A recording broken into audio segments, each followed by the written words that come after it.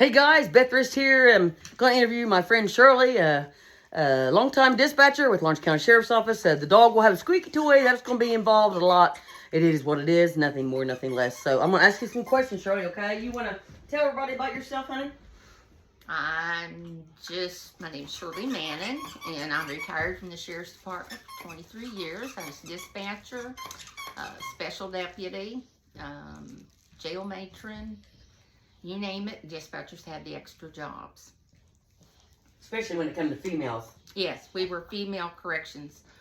Whenever they bring a female in, we would go back and change them out from their street clothes into their uniforms. To your knowledge, has a male ever done that to a female? Not to my knowledge.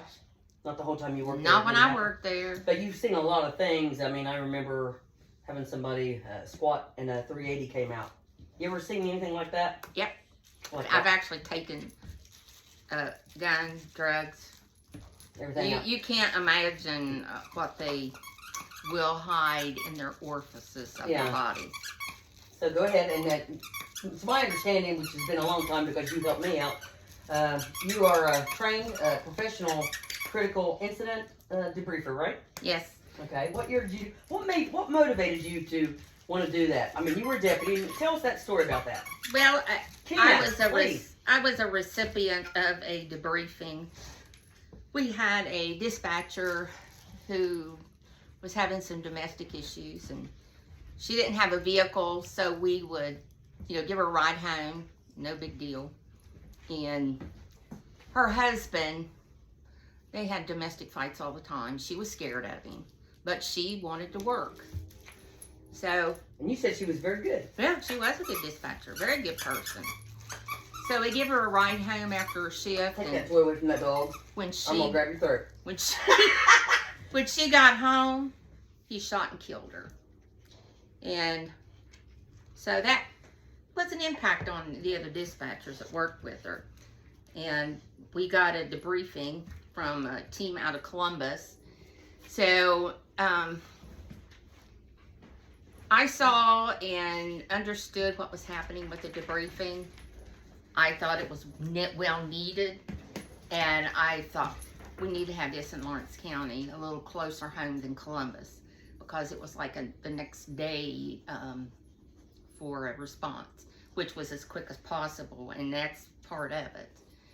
So I took my days off, got in contact with one of the people on the debriefing team. Can I interrupt you for a second? Yeah.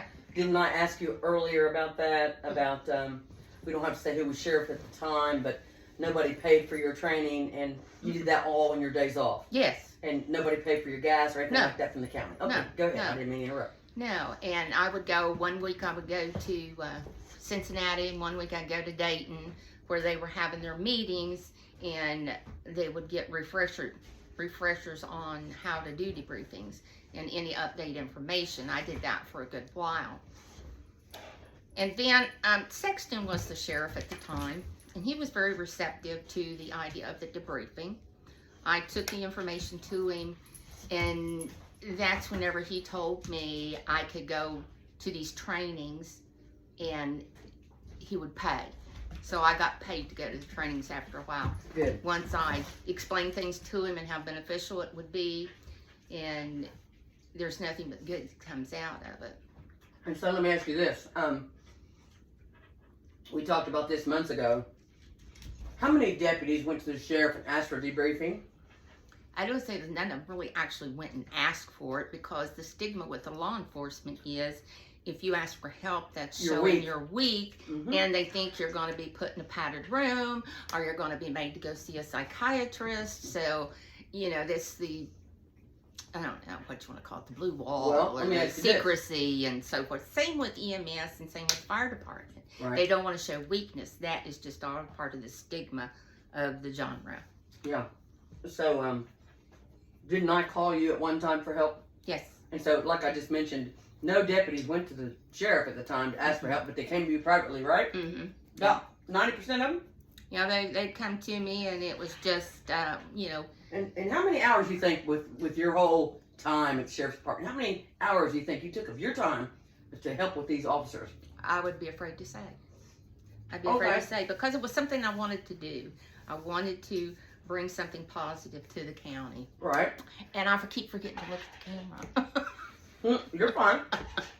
Hey, Yeah. I'm eating chili. Joyce, this is great.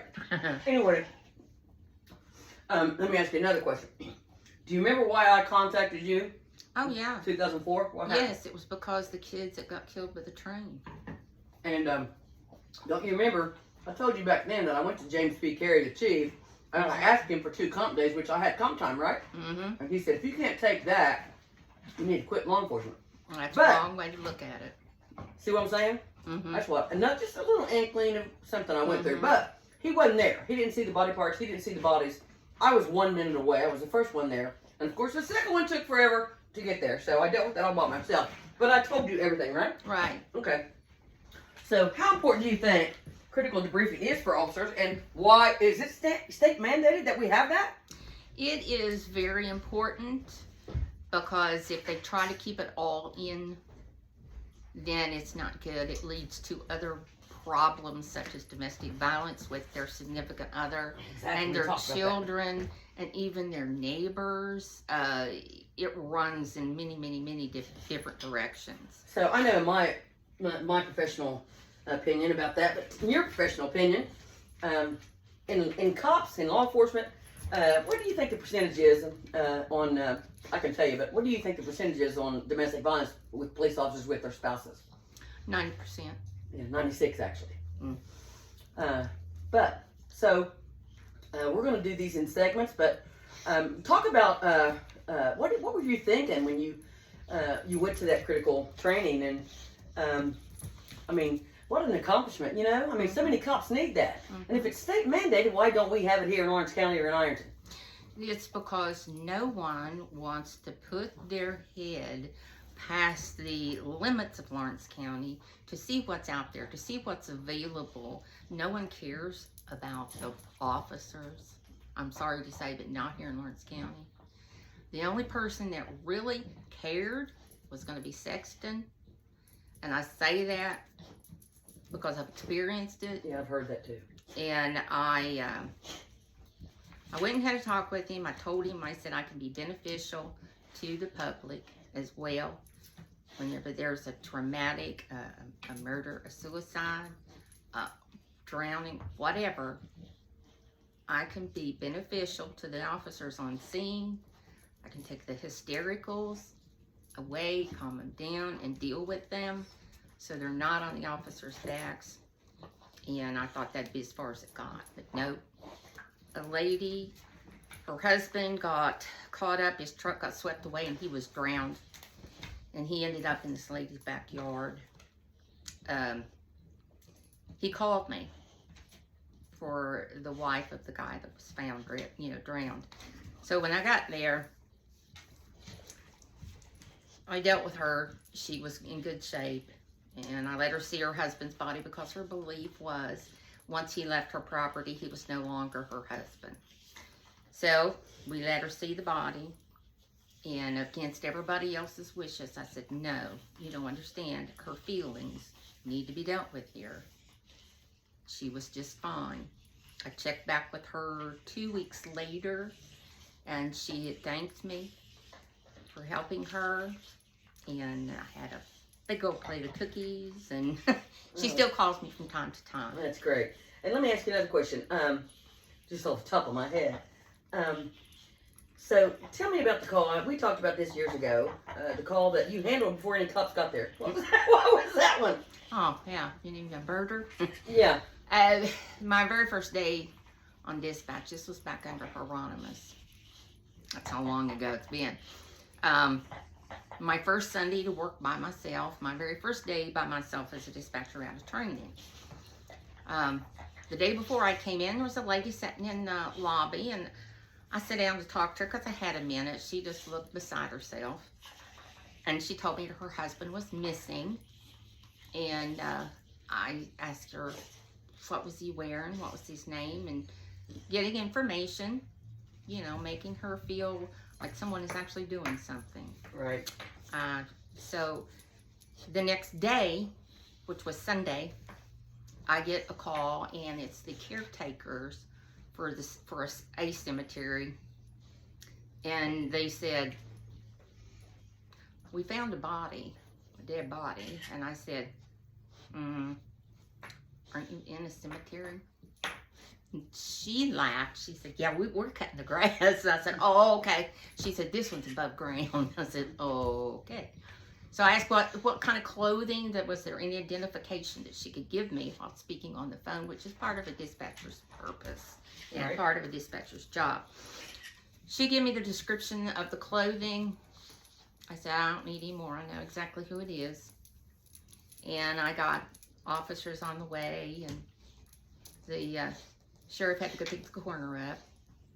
And he stayed upstairs at the time. Well, here he come flying down the steps. I could hear him. He come in dispatch saying, you knew I was new. He was trying to be helpful. He said, is there anything I can do? And I said, yeah, go pick up the coroner and get to the scene. And he said, he looked at me, and I said, it's all under control. I said, and by the way, before you go, I know who it is and who did it. He stops, he turns around, looks at me, he said, how do you know that? I said, I do my job. That's right. And that was your first day, right? Mm-hmm. I'll tell you one thing. When I was a cop and that I had to dispatch, dispatching's harder than being a cop. Mm-hmm. I mean, you got 3 or 4 people yelling at you, wanting you to run plates, and you got calls, people coming complaining or calling and saying, oh my God, help me, help me, help me. That's a very difficult job, and I want to give a shout out to, remember Diane? Mm-hmm. I loved her. Rest in peace, honey. And Carla Beasley? Yes. Love her to pieces, and she's going through a lot. And Janine Neener, remember her? Mm-hmm. And Claudia, remember Claudia Holland? Yep. Oh, that woman went on more cruises than I could even say. But anyway. Another interesting fact is for a dispatcher, you've got to learn how to work with other agencies, and you have to know your county, you have to know your surroundings in the county. And I'm gonna blow my own horn.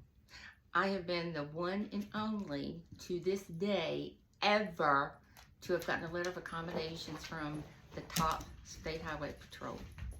Wow. From the big guy. Yeah, that's great. Yeah.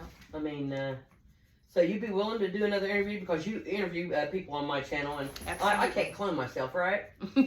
So you've seen. We don't want her to clone herself. No. Yeah, that'd be a bad thing. If I'd be twins, that would be a bad thing. But anyway, we'll do another segment with you, okay? Mm-hmm. See you later, guys. It's Beth Rist here, and listen, just stay tuned. For this is the real thing here. I'm not got a big green screen behind me or anything like that, and I'm not flashing up stuff. It is what it is. So Beth Rist, God bless. Art and Ohio.